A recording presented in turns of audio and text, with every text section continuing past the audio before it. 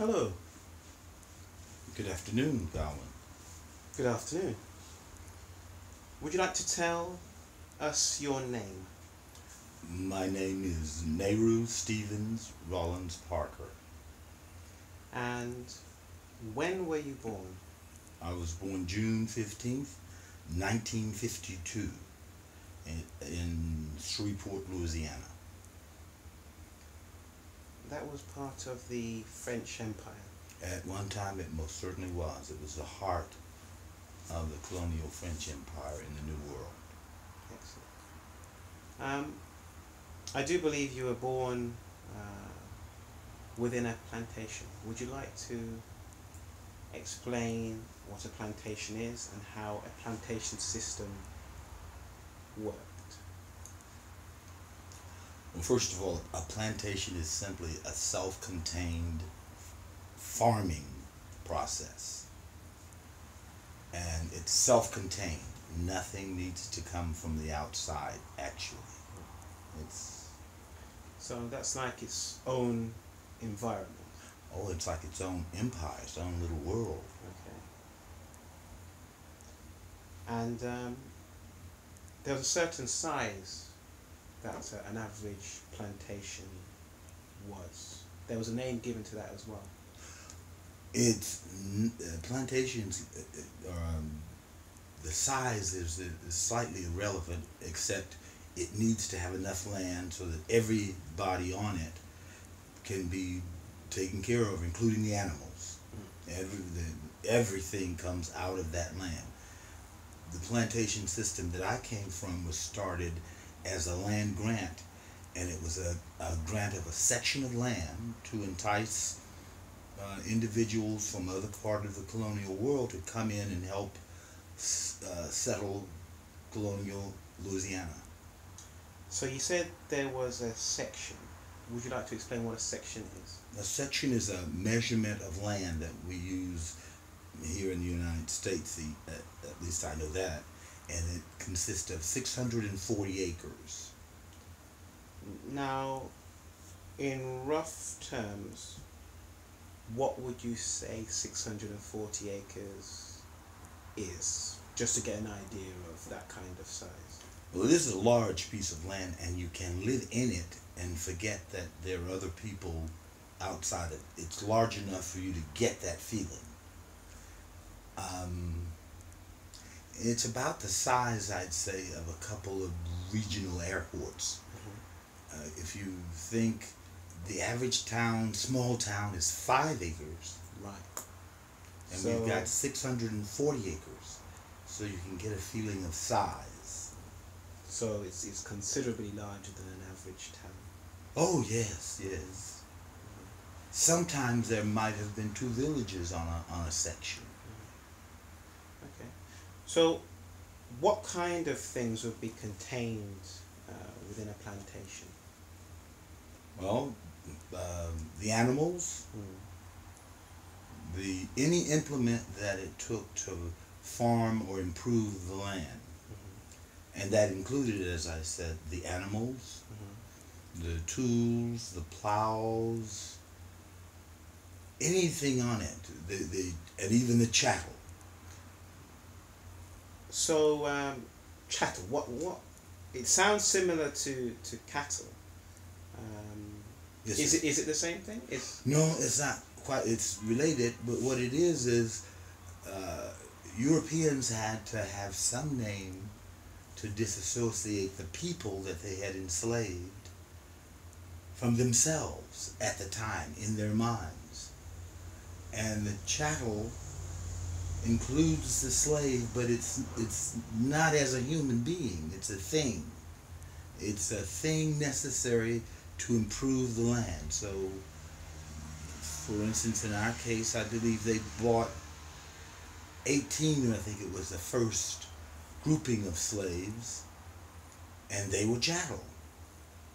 So just to clarify, we're talking that anything which was considered a product or attached to the land or was used to maintain the land. Correct. Is chattel, which includes the slaves. Yes, but it's more importantly related to the slaves. Right. Okay. Now, Slaves and animals. That's why you have such a close sound, cattle, chattel. mm, However, there's a distinction to be made. The point is, these humans were not actually humans that initially in the minds of the whites that, as they say, purchased them. so they purchased them the same way that You anybody would go to an purchase auction. exactly, and very much so. The individual might be called up. You had to lower your clothing. All of your modesty and your privacy was gone, male or female. People had to write to just like you do a racehorse. So would there be any branding going on then? Branding, from what I have found out and know, generally wasn't something in our region that you did except as a punitive process. A slave that kept running away. Branding sometimes, almost all the time, devalued your property. And slaves, for almost all of the 300 years that we had this process in the United States, the chattel, the human chattel, became the greatest value on the plantation. Eventually, that's how it worked out. So people were rich, rich, rich enslaved by the Civil War. But we're saying that something like branding is more of a punishment. Well, yes, that's how it was used. It was not. You don't want to blemish. Some will not purchase products that are branded. Now, your surname, Rollins. Rollins, yes. Well, that's part of your surname. But would you like to elaborate a little bit more on the Rollins surname and where it originated from? Well, from what we have been told through family mythology, and it has come to be found true, the Rollins family is a large family, even here in the southern United States today. They appear to have landed en masse in a place we call Charleston, South Carolina.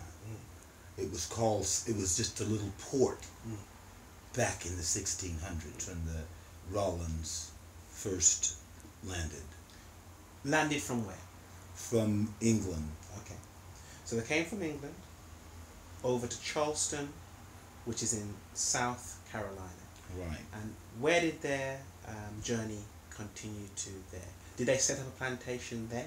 Oh, there were several very successful Rollins plantations there in the area. One, in fact, was the man who became the male that gave me my surname. And he did have a very successful plantation. However, he had a great heartbreak. All of his sons, and he was a patriarchal believing individual, all of his sons either died or they were deeply deformed or misshapen somehow because of the effect of malaria on European individuals, and particularly European males at the time. Okay. And he wanted to start a new life. And through some type of contacts, he got himself granted a section of land in the French, in the colonial French Empire at the time. It was under one of the Louis, and that was Louisiana. So he got his 640 acres, and over a period of time, time meant different things then than now. It took a while to get everything together, to begin the process of him moving himself across the country, and he had to purchase, cows, horses, wagons, plows, rope, all kinds of things. But he was waiting for a ship because he wanted to purchase slaves also. So where was this ship coming from? The ship at the time was coming from Africa. Okay. It did not go through the disembarkation in Barbados. It came directly at that time from Africa with its cargo and stopped at the ports along the eastern United States. Well, that includes South Carolina. Oh yeah, that would include South Carolina. And, so the ship came from Africa with the slaves on board. yes, with the black Africans on board. And now they immediately, once purchased in this country, are referred to as chattel. Yes. They are one of the things that are essential to maintaining a plantation. And really that's all chattel are. Anything that is necessary to make the plantation run, horses, mules, cattle, and particularly the chattel, the human chattel. So he got his chattel and then had his plantation in Louisiana. So he had to trek across the states. Is that what he had to do? He had to trek across. At then it was the states were the Carolinas, Georgia, Alabama, Mississippi, and then Louisiana. Okay. So it was like 4 to 5 states he had to go through. Yeah, and there were no roads. There were only trails. And I do believe, correct me if I'm wrong, that while on his journey, he became rather enamored with a particular slave girl. One of his purchases, his chattel, and it was not unusual in a situation like this, except given the vagaries of time, it was important because upon his death it was of great significance, because if he had set up a plantation in any other part that wasn't French, the land would not have been able to transfer to my female ancestor, who was this man's slave wife. So it was just an accident of time that our plantation, Rollins, it was called Rollins West. It was the farthest Rollins plantation west. That was the frontier at the time. So if we rewind a little bit. So they're walking across, they're making this trek. He sees this young black slave girl. He becomes enamored by her. And you're saying that he eventually married Yes. this girl. How old was she at this time? She may have been as young as 12 or 13 years old. And he would have been approximately? His late 40s, early 50s maybe. Right. But she was his legitimate wife? Under the laws and circumstances of the time, yes. Now if we fast forward, Mr. Rawlins eventually died. Yes. And by what you've just said, the Louisiana law allowed, or it was law that the ownership of that plantation was transferred to his wife, next of kin, spouse. He actually willed it so, but the important part is that the state at the time supported him in it, whereas at some other times it was not possible to pass land to Africans. Okay. Free or otherwise. Okay. Wife or... So...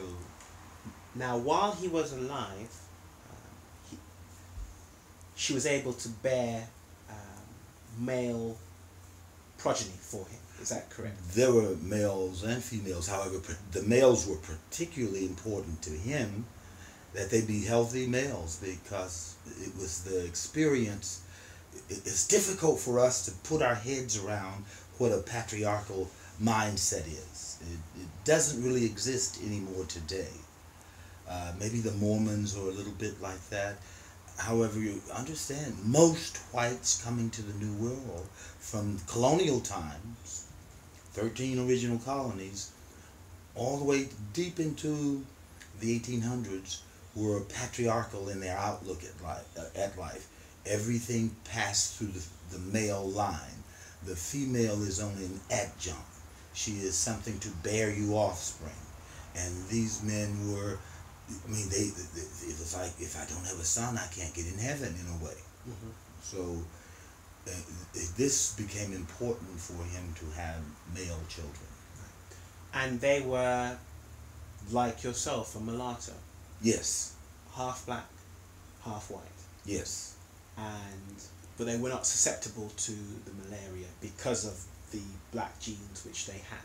Because of the black genes which they had, but the exposure. You see, because we know now that if the whites hadn't freaked out and began to try to make white people out of the breedings of themselves and African Americans, the body would have adjusted in a generation or so, and they would have had an immunity to, which they did eventually obtain.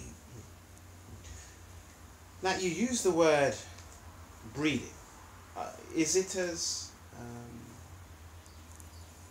straight as that? Is it as is actual breeding as we would understand it now? More or less, if you saw it, what it involved, a person's line of who they were going to bear children by and for could be worked out many generations in advance. And this was done not by the Africans. This was done by the whites for whatever their purposes were.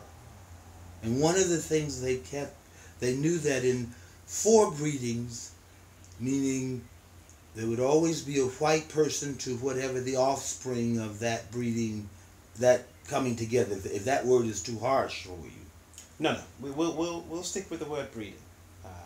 So you're saying that a white person would mate with a black, or an African. Yep. Mm-hmm. Producing a mulatto. Mm-hmm. And then what you're saying is, whatever that progeny is, would then be mated with another white to create a quadroon. Right. And basically they're trying to dilute, in one way, dilute the blackness out and increase the concentration of whiteness so that they appear more white. Is that how it works? Well, yes. Yeah. Because by that fourth person in the line. So we do this process four times. We have the quadroon, and then we have an octroon. Right.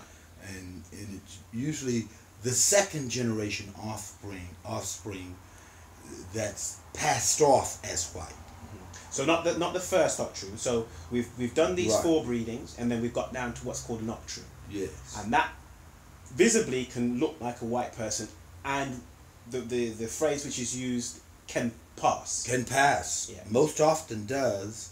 However, there is a fluke that can occur. Right. That person then could be living as a white person with a mate. And this white person and this octroon have a child. And the child, they say the genes will jump back a generation. So, you understand what I'm saying? Yes. So you wouldn't want a chance. Mm-hmm. So that the offspring of the octroon and the white person could actually look more black than the octroon. It sometimes could. You've seen very blonde, fair-skinned people, but they have blue eyes but their noses, all the features are African. Mm-hmm. That's probably the offspring of a first-generation octroon and a white person. Mm-hmm. But it's most times it works. Mm-hmm. But ideally, they'll go to the second generation. Second generation. Those kind of things, the mathematical possibilities far lower. Oh yes, you and, got it.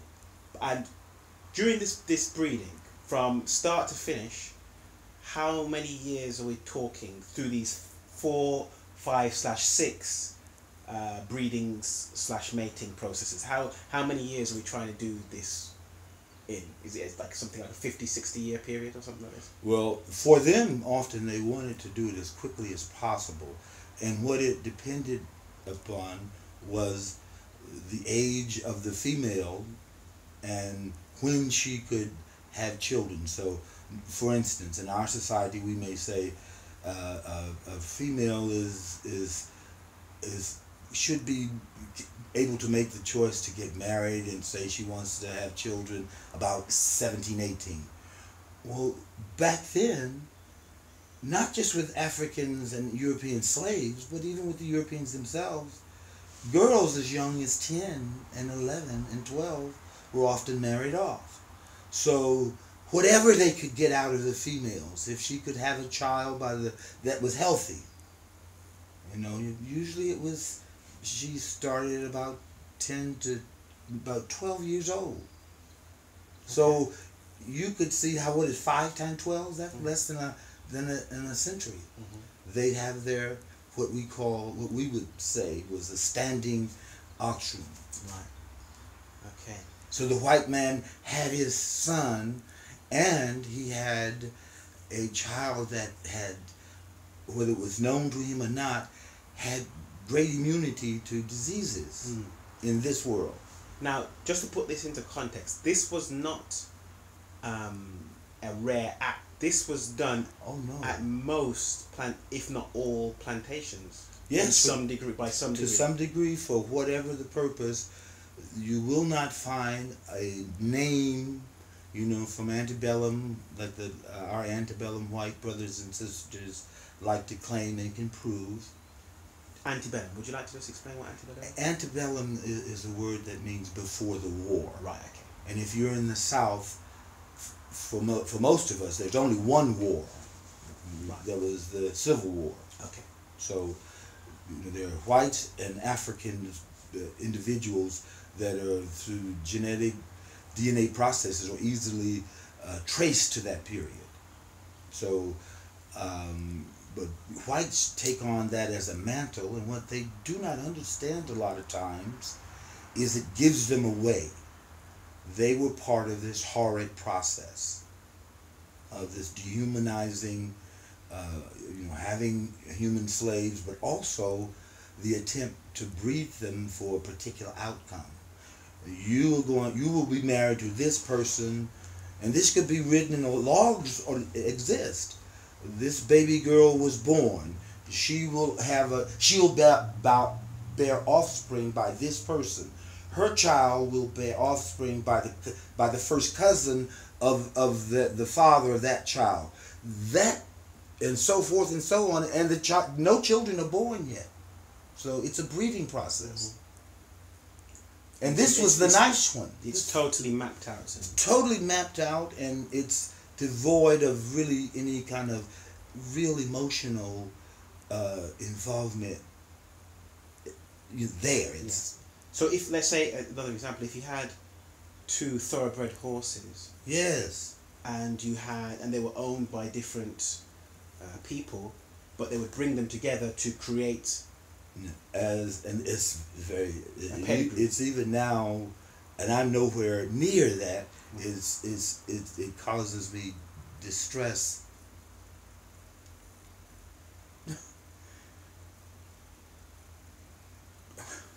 They would bring the people just like any animal. On a certain day, for a certain amount of days, I leave my buck.